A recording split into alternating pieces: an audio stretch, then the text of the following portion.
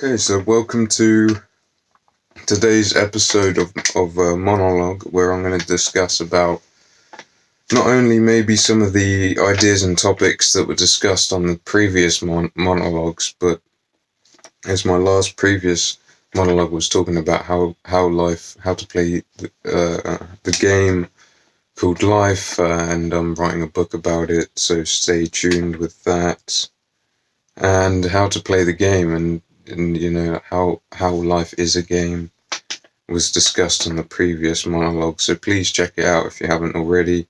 So in today's episode and monologue, I want to be talking about how we all need to get in touch with our spirit more, and the understanding of how to get in touch with the spirit is what I truly want to be gathering in today's discussion. Firstly, I shall sing the bowl to breathe in, out, with a way of letting go and relaxation.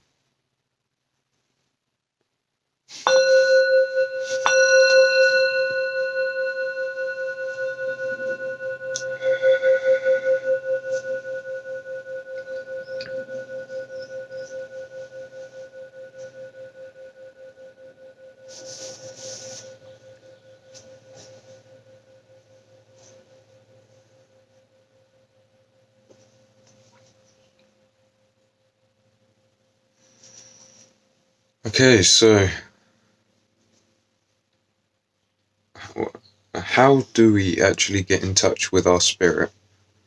How do we actually get in touch with our spirit? Now, the spirit is you can only get in touch with your spirit through the breath. Being spiritual means to breathe. That is the fundamental understanding of what spirituality is to breathe. To get in touch with your spirit, you have to be in touch with your breath. To be in the ebb and flow, the flux, the flow of the breath, the in and out waves, as a conceptual understanding that if you see your breath as like water of the sea, the waves coming in from the shore and away from the shore, to use your imagination to get in touch with your spirit, you must get in touch with your imagination also. There has to be a stillness. You have to be in touch with the body awareness, the spatial awareness,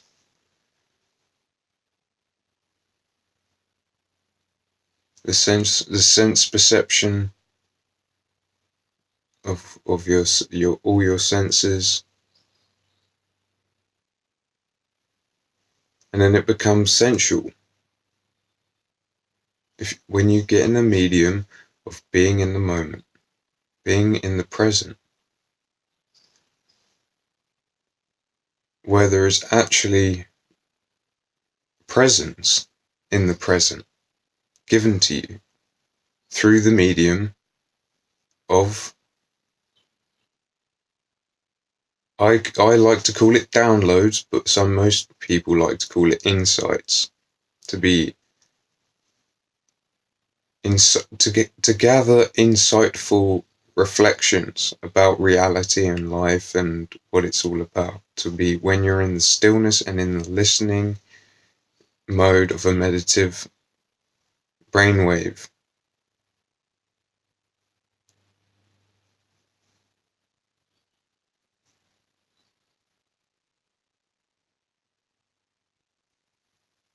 To get in touch with the spirit, you have to be in touch with all of the same things, all of the above, and also to allow to have your own mantras. To, for example, when you breathe in, go like in your own head, think, let. Don't say it out loud, just think it, just say it in your head, I mean, and then go in your head. That's a good mantra to have, or relax, to really just, as what we are is an electromagnetic, superconducting being. But what we really are is nothing but everything. But that's another discussion. To get in touch with the spirit, just to be meditative, learn how to meditate. I've got one main video discussing, not really doing a meditation, but just guiding a way to have the intent upon how to go through a long sitting meditation. It was like the introduction to how you can just sit there and relax. And you can fidget a bit at first when you meditate, just to try and get comfortable, and then you just let go, you relax, you be conscious of the breath, keep your back straight. You imagine that you've got a balloon attached to your head that's pulling your head up. Allow yourself to breathe from your diaphragm, your dantian, 2 millimeters below your belly button, 1 inch, or one inch below your belly button, 2 inches in, I believe.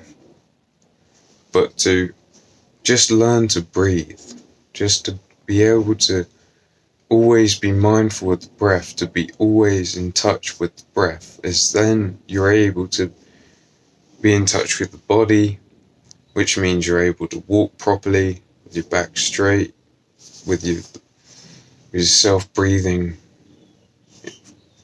from your diaphragm. Always breathe from your diaphragm, because then that's where your chi is. And you want that chi to always be moving in your body. That's why you got to eat healthy, to allow the body to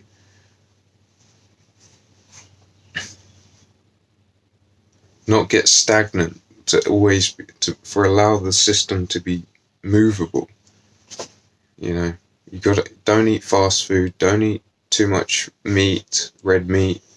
Just try and any processed crap, just keep it raw foods as much as possible, fruits, vegetables, because it's what we want is the biological electrical quality that fruits have, that give us that energy, the fructose, that it's perfect for the human body to function optimally. You just got to adapt your body to changing your diet or lifestyle, because it's a lifestyle change. Going healthy to unhealthy is a whole lifestyle change, mentally, physically, functionality, everything. It's a whole new ball game, because you have to make sure you've got enough fruit. You've got to make sure you've got enough vegetables. Otherwise, the hind brain will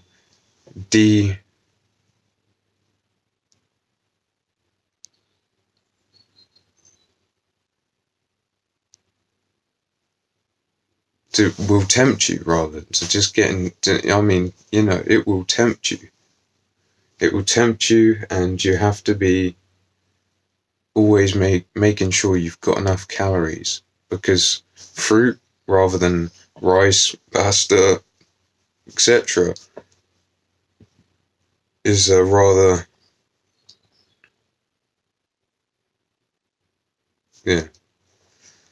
quite heavy, and it's got a lot more calories in it rather than fruit and vegetables. They're quite low in calories. That's why you got to eat a lot of it to not fill yourself up. Never try and fill yourself up, because that's just putting too much stress on your digestive system. You really got to look after you. You got to have some levels of self-love and respect for yourself. Yeah, and for the body. Because it's our vehicle through this life. It's our spacesuit through this, space. Basically.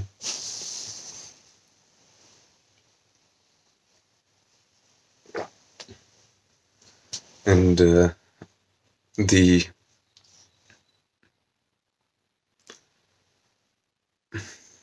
afterlife or death could only possibly mean that we leave this body.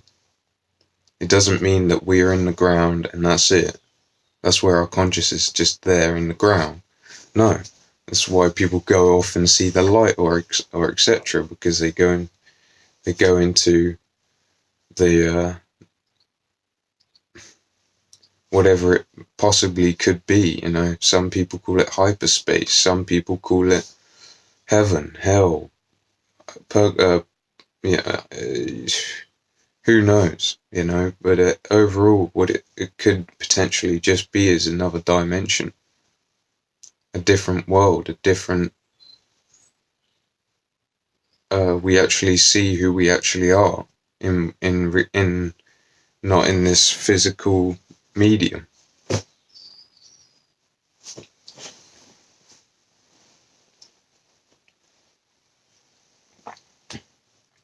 Let's see what we got here.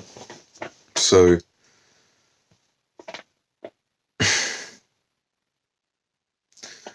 why is life about balance? So why life is about balance, I mean.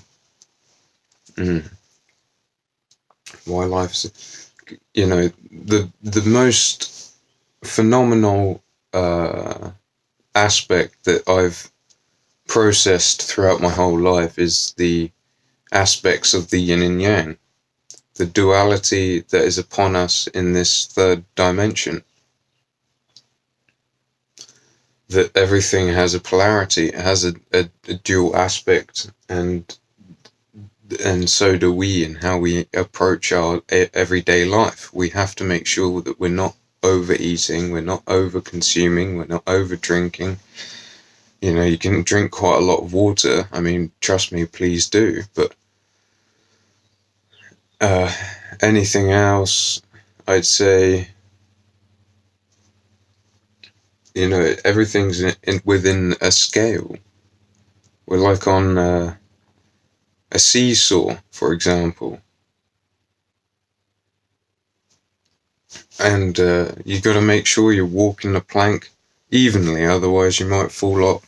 You've got to stay on the right. For example, if it's like a ball here and there's a plank and you're walking across the plank, you might fall off, right, on that scale. So you have to keep the balancing point, keep the balance point, the central point of balance within your own life, whether it be feeling overwhelmed or overworked or overstressed or over anything, means that you need to come back and relax and rest and digest and sleep and assimilate and process and do all of the above and just relax. A lot of our, if you have a almost comparative, if you see almost a comparison towards how we live compared to animals and above, we live totally, almost unbelievably different, way out of touch of nature, but at the same time, that's where we came from, but we're nowhere near the shamans and the Native American, indigenous, whatever you want to call them, people. These people are the people that we need to get in touch with to create balance upon how we continue to live on this planet. We need to get in touch with the shamans, the Native Americans, and have a in-depth discussion about how we should plan forward our future upon this planet, because maybe they know something we don't. So yeah, that's a bit about how and why life is about balance, and why balance is important. I mean, life almost on this planet is almost a delicacy. Everything's a privilege, a pleasure, something to be grateful for. All of everything, because the ups and the, without going through the rain, you never come through to the sunshine. You never see the light at the end of the tunnel if you don't go through what's dark and what's you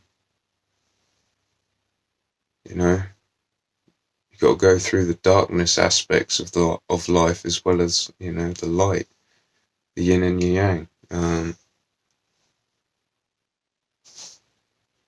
I just want to quickly discuss, as we're getting upon 16 minutes now, just quickly discuss labels. The thing is, labels are what separate us from unity.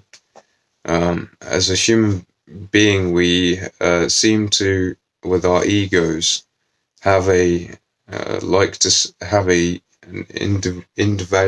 individual disconnect from everybody else. If, say, somebody's this, somebody's that, somebody's vegan, somebody's vegetarian, somebody's pagan, somebody's Christian, somebody's Hindu, all of these things, these labels, are what's actually separating us from being, as a whole, one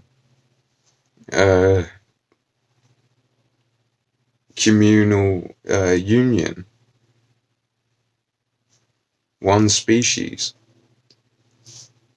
And so that's what I wanted to quickly say. I hope you enjoyed today's and last episode for this weekend. I'm not going to do another one for a while, I don't believe, but we shall see. Maybe I will. I think I've discussed quite a bit within this talk. So yeah, please like, comment, subscribe. Bless you for watching, and it helps me to assimilate the processes of the mind in my own life doing these talks here. So thank you, and thank you for watching. Peace and love as always, and thank you.